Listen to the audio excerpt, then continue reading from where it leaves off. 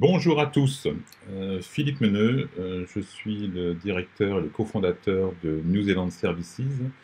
C'est une compagnie qui est basée en Nouvelle-Zélande et on est installé en Nouvelle-Zélande depuis 20 ans, ma femme et moi. Et on a créé New Zealand Services il y a un peu plus de 10 ans. Et la vocation de New Zealand Services, c'est d'aider les francophones principalement à étudier, investir et à immigrer en Nouvelle-Zélande. Et on a choisi de réunir ces trois activités dans une seule compagnie, car généralement les trois projets sont liés. Donc ce soir, on va parler des investissements en temps de crise, car comme partout dans le monde, comme la plupart des pays dans le monde, on fait face à la crise du coronavirus. Et on est aussi en confinement.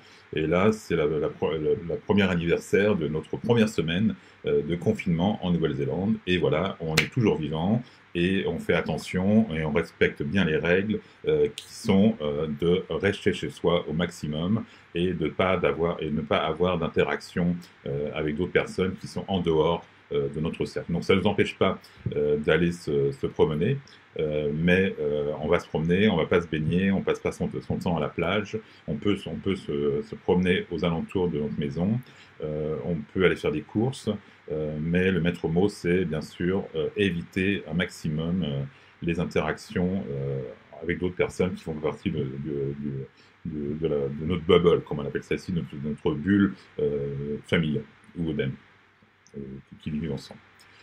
Donc aujourd'hui, forcément, on a beaucoup de questions à se poser et surtout lorsqu'on a des investissements, qu'est-ce qu'on doit faire. Donc là, je vous donne un peu la situation au niveau de la Nouvelle-Zélande. Donc la première question, quel est l'impact du coronavirus sur l'économie en Nouvelle-Zélande? Donc, une petite joke que je trouve assez intéressante, l'Australie, les Australiens ont demandé à être annexés par la Nouvelle-Zélande car ils considèrent que notre Premier ministre gère mieux la crise du coronavirus que les Australiens. Donc vous verrez peut-être sur Facebook une pub où vous voyez North Island pour l'île du Nord, South Island pour l'île du Sud et Big Island pour l'Australie. Donc voilà. Mais bon, c'est juste une autre joke, c'est pas la réalité, et on va pas annexer l'Australie dans un proche avenir. Malheureusement ou heureusement, l'avenir nous le dira. Donc, quelles ont été les décisions qui ont été prises pour le gouvernement concernant le coronavirus? Donc, depuis le 25 mars, pardon, on est en confinement général pour les 4 premières semaines. Donc, simplement, les entreprises essentielles à la vie de la nation restent ouvertes. Donc, ce sont principalement les supermarchés, les organismes qui délivrent les médicaments, les pharmacies. Ensuite, tous les travaux de nettoyage au niveau de la voirie. La police, bien sûr, et l'armée qui est aussi présente et qui peut aider au niveau logistique et au respect des règles ici en Nouvelle-Zélande. Une autre mesure qu'a pris le gouvernement dès le départ de la crise, ils ont libéré 12 milliards 100 de dollars pour booster l'économie, et pas pour la booster, mais pour maintenir l'économie. Et notamment, il y a eu un budget de 5 milliards 100 de dollars qui a été dédié aux subventions pour que les salaires soient en partie payés si les activités ne pouvaient plus fonctionner. D'un autre côté, la Banque centrale a décidé de baisser ses taux d'intérêt.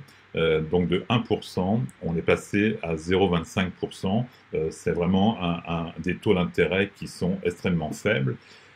Donc ça va être bien pour les gens qui empruntent, ça va être un peu moins bien pour des gens qui ont de l'argent sur les termes déposites, car bien évidemment, la rémunération des termes déposites va baisser en fonction de ça.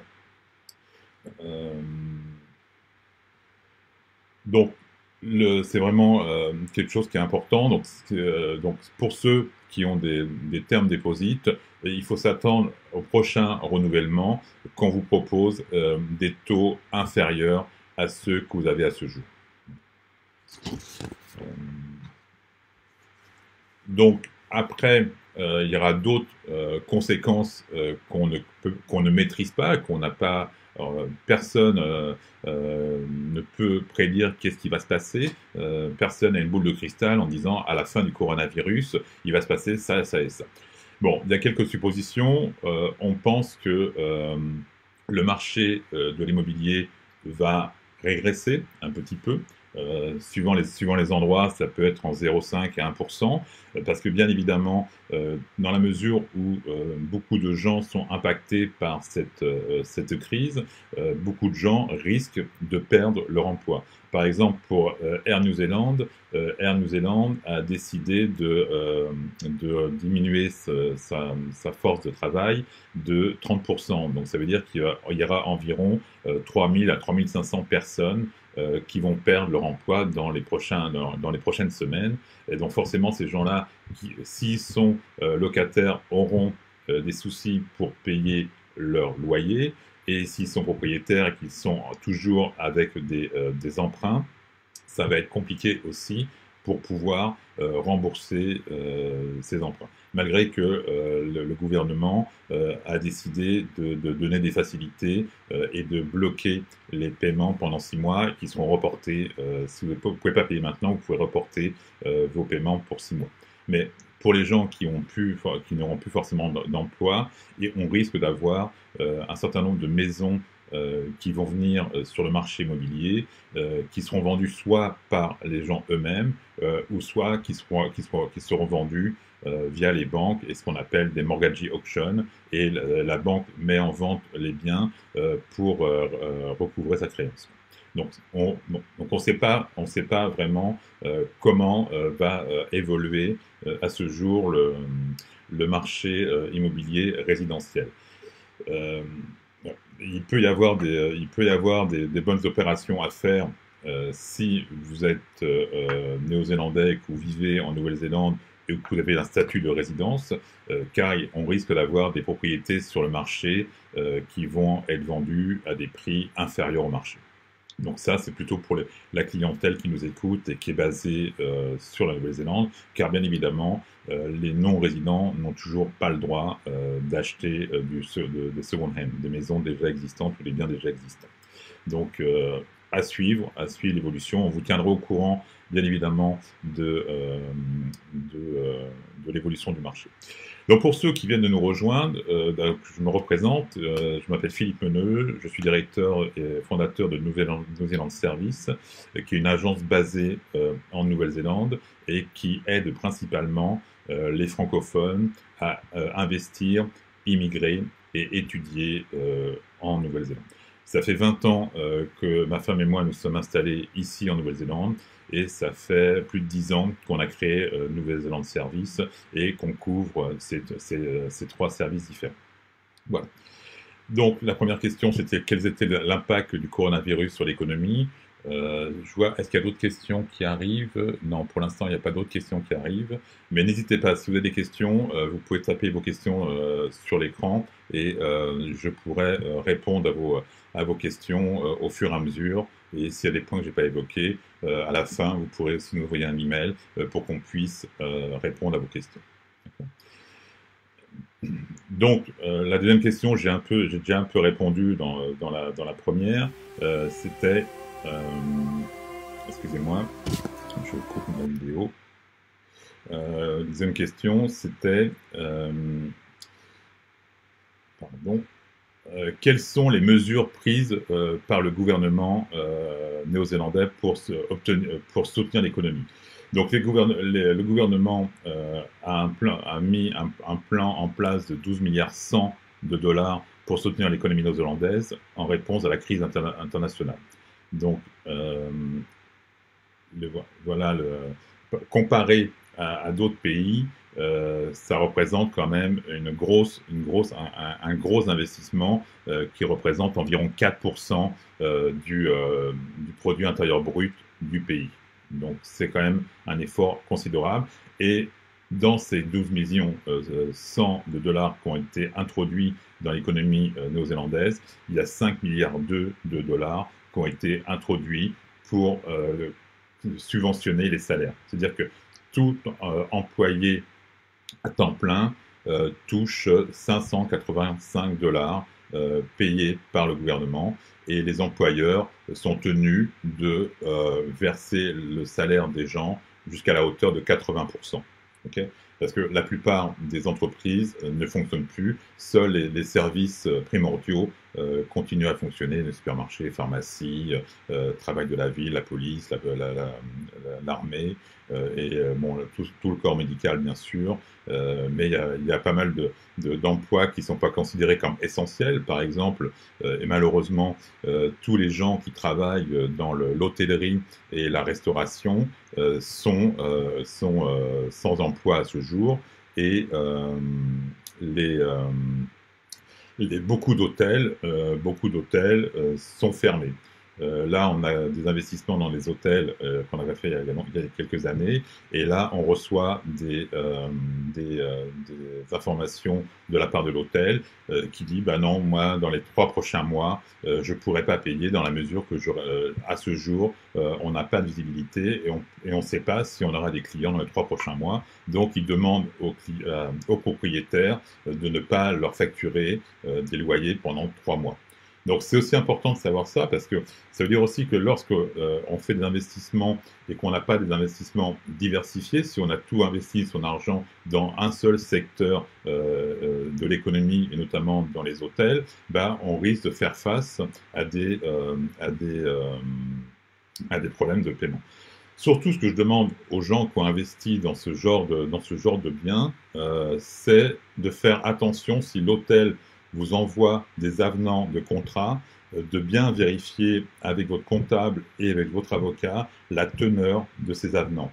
Parce qu'ils peuvent mettre des clauses en plus qui ne pourront pas vous protéger par la suite. Donc attention, si il y a des avenants de contrat qui arrivent sur des hôtels, attention à ça et ne signez pas n'importe quoi en faisant confiance. Vraiment, vérifiez auprès de votre avocat ou de votre comptable quelles seront les conséquences du fait que vous signez ce genre d'avenant.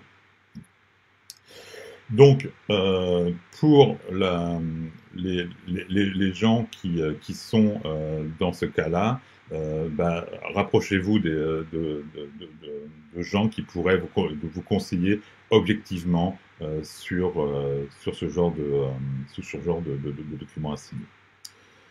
Est-ce qu'il y a d'autres questions? Toujours pas d'autres questions. Ok. Donc, on va passer à la question numéro 3, qui est quelle est la stratégie d'investissement? Donc, la question. Quelle est la stratégie d'investissement faut-il adopter? Donc, à ce jour, pour être honnête, on n'a aucune visibilité de savoir quels vont être les secteurs qui vont retrouver leur santé financière en premier. Bien évidemment, le secteur touristique et le secteur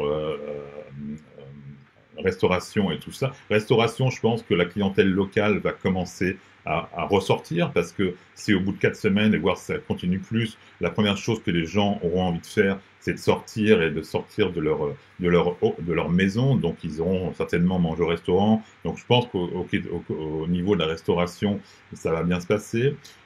Au niveau de l'hôtellerie, je suis un peu plus inquiet parce que si la Nouvelle-Zélande, on est toujours en situation de lockdown, il peut y avoir une circulation intérieure qui soit autorisée, mais on risque d'avoir une restriction d'arrivée des gens depuis l'étranger. Et globalement, je ne pense pas que les touristes, demain, vont tout de suite arriver en Nouvelle-Zélande parce que, bien évidemment, eux aussi, dans leur propre pays, ont été impactés au niveau économique et ça ne sera pas forcément la première chose qu'ils vont faire que de prendre leurs économies pour aller voyager. Donc, le secteur hôtelier risque d'avoir un peu plus de temps à se remettre pour retrouver un rythme normal. Certains experts disent que pour retrouver un rythme normal, le tourisme, qui est, je crois, la troisième économie du pays, mettra environ 5 ans pour se retrouver au même niveau où l'on était à ce jour. Bien évidemment, beaucoup d'événements sportifs sont annulés et seront annulés. Les Jeux Olympiques vont être reportés. Les Grands Prix de Formule 1, le Grand Prix de Melbourne a été reporté. Les autres Grands Prix n'ont pas eu lieu. Wimbledon était annulé. Je pense que Roland Garros sera annulé. Bon, ça c'est en Europe, mais il y a aussi d'autres manifestations ici en Nouvelle-Zélande. Les concerts, je ne pense pas qu'on aura des concerts de masse qui seront autorisés avant longtemps. Enfin, je pense qu'il y a pas mal de choses qui risquent d'être perturbées ou différées dans le temps et qui pourraient amener un déplacement de gens qui pourraient aller ensuite dans les hôtels. Donc là, on est un peu plus sceptique quant à ce niveau-là. Donc, où est-ce qu'il faut investir? Je serais tenté de dire, bah, ça va dépendre de votre profil d'investisseur. Généralement, on considère 3 types de profils. On appelle les gens les conservateurs, les gens qui sont balance, qui sont à la fois qui veulent la sécurité, mais qui sont prêts à prendre des risques, mais modérés. Et après, on a les investisseurs qui sont beaucoup plus aventureux et dont l'objectif est de prendre des risques et de gagner beaucoup d'argent si ça marche, ou d'en perdre beaucoup si ça fonctionne pas. Donc, où est-ce qu'il faut investir? Bah, ça va dépendre principalement de votre profil d'investisseur. Nous, notre clientèle est plutôt une clientèle qui est balance, c'est-à-dire qu'ils veulent une partie de leur argent qui soit sécurisé et ils sont prêts à prendre un peu de risque dans des investissements qui globalement sont sans risque, mais il n'y a aucun investissement sans risque, donc il y a toujours une part de risque. Donc c'est pour ça que nous, on continue à proposer des investissements dans l'immobilier, parce que l'immobilier, c'est quelque chose de tangible, et quoi qu'il arrive, la valeur de votre immobilier aura peut-être des fluctuations, mais sur du long terme, on retrouvera toujours la valeur, et les retours reviendront à un moment donné. Donc ça, on conseille à nos clients d'investir dans l'immobilier commercial, essayer d'aller dans de l'immobilier commercial qui n'est pas listé, qui n'est pas coté en bourse, parce que s'il est coté en bourse, ben, votre valorisation va dépendre de la bourse, et à l'heure actuelle, les bourses sont quand même pas mal descendues, et vos retours seront en fonction de ça aussi. Donc il est préférable d'aller sur des fonds d'investissement qui sont pas énormes, mais qui sont pas cotés en bourse, et qui sont gérés en bon père de famille. C'est ce qu'on propose dans les différents fonds d'investissement immobiliers que l'on propose au niveau commercial. Autre chose aussi, on a aussi diversifié nos propositions qui sont aussi des investissements agricoles. Donc sur les investissements agricoles, ça sera l'objet de la 4e question, mais on peut en parler rapidement. Généralement, les retours sur investissement se font par la location du terrain agricole à l'exploitant qui nous verse un loyer. Et sur certains fonds agricoles, le retour sur investissement provient de la production qui est faite par le vignoble, ou par les kiwis, ou par les pommes, ou par d'autres produits agricoles qui poussent ici en Nouvelle-Zélande. D'un point de vue économique, je pense que les gens continueront à manger et les gens continueront à boire. C'est partie des choses qui vont continuer à être produites donc, et consommées. Après, peut-être que la part d'exportation sera moins importante parce qu'il faut aussi que les marchés se rouvrent après cette crise-là. Mais globalement, on aura quand même des ventes qui se feront. Donc, c'est peu risqué. Le fait de laisser de l'argent sur des comptes à terme, ici en Nouvelle-Zélande, les comptes à terme ne sont pas garantis.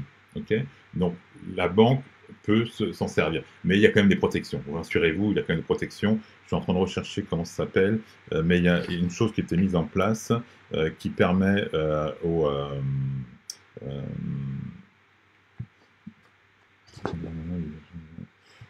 qui permet de sécuriser quand même votre argent qui est placé en banque.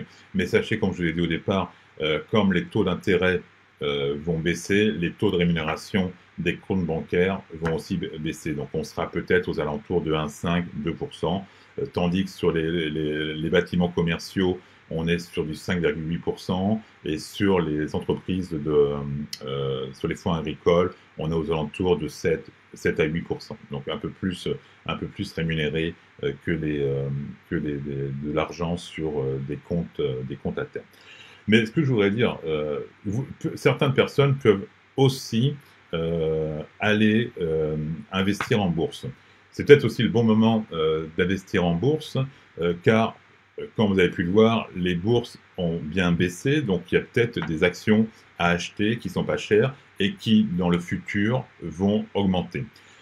Mais mon conseil, si vous investissez en bourse, il faut avoir le temps. Il faut avoir le temps de consacrer à surveiller les valeurs dans lesquelles vous avez investi. Parce que si vous ne surveillez pas ça, vous risquez de voir à un moment donné la bourse qui peut redescendre et de louper le moment où il fallait revendre. Donc l'investissement en bourse, oui, mais attention, il faut avoir du temps et quelques connaissances économiques pour savoir quels sont les bons investissements et les pas bons, et ceux qui vont se développer et ceux qui risquent de tomber. Je pense que si les gens achètent sur Amazon à ce jour, Amazon n'a pas baissé et Amazon risque d'augmenter parce que, vu le coronavirus, on risque de voir de plus en plus de gens qui vont faire leur commerce en ligne. Donc forcément, Amazon risque de faire partie des bénéficiaires de cette crise-là. Air New Zealand, par exemple, il a baissé, mais il lui faudra du temps pour retrouver un niveau de stabilité intéressant, car beaucoup de gens, comme je vous ai dit tout à l'heure, vont moins voyager, vont moins partir en Nouvelle-Zélande, vont moins arriver. Maintenant, de plus en plus, là, comme on est obligé de travailler en confinement, on s'habitue à faire des réunions virtuelles, et qui dit que dans le futur, les réunions virtuelles ne sont pas la norme et que les déplacements seront hors norme. C'est-à-dire qu'on se déplacera quand on n'a pas d'autre choix, mais si on a le choix de faire une réunion virtuelle plutôt que d'aller à Wellington ou à Christchurch pour 2 heures de réunion, peut-être qu'on va économiser en transport et on va économiser en temps. Donc peut-être que les réunions virtuelles vont aussi prendre une part de marché des transports nationaux qui étaient faits à ce jour. Donc là, je pense que Air New Zealand, les transporteurs aériens mettront un peu plus de temps à retrouver la valeur qu'ils avaient auparavant. Mais ça, c'est des suppositions. Je ne sais pas comment les gens vont réagir, je ne sais pas comment les marchés vont réagir, que les entreprises vont réagir. Ça, c'est un peu de la divination, et il n'y a pas vraiment de choses factuelles derrière. Mais ça peut très bien se passer.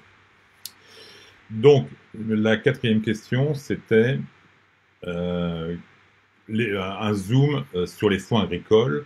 L'activité agricole, lorsqu'on investit dans l'agricole, on investit principalement dans de la terre. Donc la terre, elle sera toujours là à ce jour. Je pense qu'on a montré que si on bloquait un peu toutes les activités économiques, la terre respirait mieux. Donc peut-être que la terre va nous en être reconnaissante et va plus produire par la suite. Les activités agricoles sont considérées comme essentielles par le gouvernement, c'est-à-dire qu'à ce jour, l'agriculture continue à fonctionner, parce que forcément, il y a des récoltes saisonnières. En ce moment, c'est la récolte des kiwis. Il faut aller cueillir les kiwis. Les vendanges, c'est aussi en ce moment, il faut aller cueillir du raisin. Donc, l'agriculture fait partie des métiers essentiels pour la Nouvelle-Zélande. Tout ce qui est fruits et légumes pousse ici en Nouvelle-Zélande. Donc, ça va continuer à produire et ça va continuer à se vendre. Donc, peu de risques sur les fonds agricoles. Nous, on travaille avec une agence qui est spécialisée dans ces fonds-là, et à ce jour gère 25 vergers, plantations et vignobles pour le compte de leurs investisseurs, et toutes les opérations fonctionnent aujourd'hui à 100%. Et là, prochainement, il y aura des nouveaux fonds qui vont être levés pour ce genre de fonds. Toujours pas de questions. Ok. Donc, pour revenir aussi au niveau de la bourse, il y a plus de risques car c'est plus volatile et il y a je pense qu'il y a certainement des affaires à faire en ce moment en bourse, mais attention, investissez en bourse que si vous avez des connaissances et si vous avez du temps pour suivre votre portefeuille. Donc, mon conseil à ce jour, c'est pour les gens qui ont des disponibilités, c'est regarder des investissements, soit dans des investissements commerciaux via des fonds d'investissement non listés, donc non cotés en bourse, et aussi investir dans l'agricole où il y a toujours une production qui est faite et il y aura forcément des ventes qui seront derrière. Et même si on ne produit pas pour l'export, on pourra déjà produire pour le marché intérieur. Euh, donc, euh, faut-il être expert pour investir dans les fonds agricoles? Non, il ne faut pas être expert pour investir dans les fonds agricoles parce qu'on utilise des experts qui, eux, font tout le travail, ce qu'on appelle le due diligence, c'est-à-dire tout le travail de vérification en amont pour vérifier que ces fonds-là sont bien des fonds viables. Et ensuite, les opérateurs de ces fonds-là, de ces exploitations-là, sont choisis par ces fonds et généralement ces opérateurs ont déjà d'autres exploitations, donc on peut vérifier leurs résultats et savoir comment ils gèrent les propriétés. Donc à ce jour, personnellement, il ne faut pas être un expert. En revanche, on va vous demander d'être investisseur wholesale, c'est-à-dire qu'on va vous demander d'avoir déjà une expérience en tant qu'investisseur. Ok, vous pouvez pas et le ticket d'entrée pour ce genre d'investissement est généralement à la hauteur de 100 000 $. Pour les fonds commerciaux, le ticket d'entrée il est à la hauteur de 1 000 $. Donc vous voyez, c'est pas les mêmes sommes. Donc c'est vrai qu'on va vous demander si vous avez déjà une expérience en tant qu'investisseur. Et principalement l'expérience, c'est savoir quel est votre degré de perte que vous pouvez supporter ou pas. Si vous avez 100 000 $ d'économie, vous n'allez pas mettre 100 000 $ dans un fonds agricole. Parce que si pour X raison, il y a un problème sur l'agricole, vous risquez de perdre tout. Pas tout, parce que globalement, vous avez toujours le terrain, mais vous pouvez voir vos revenus baisser. Donc c'est pour ça aussi que l'on conseille à nos clients, et nos clients le font et suivent nos conseils, c'est vraiment de pas mettre, de respecter le vieil adage qui est de ne pas mettre tous ses œufs dans le même panier, mais d'essayer au maximum de diversifier vos investissements et de prendre un peu à droite à gauche et de vous adresser aussi à des gens qui ont de l'expérience et qui peuvent vous conseiller. Attention aussi, en ce moment, on me dit aussi qu'il y a pas mal de fraudes sur Internet où on vous propose des investissements en mirobolant. Généralement, c'est de la fraude, donc n'allez pas sur des sociétés qui sont pas connues, qui sont pas reconnues. La plupart, vous verrez, on a fait un article sur notre website, sur notre blog. Tous les gens avec lesquels on travaille ont des licences qui sont attribuées par le FMA. Et pardon. Le FMA, c'est le fonds. Pardon, excusez-moi, je prends un verre d'eau.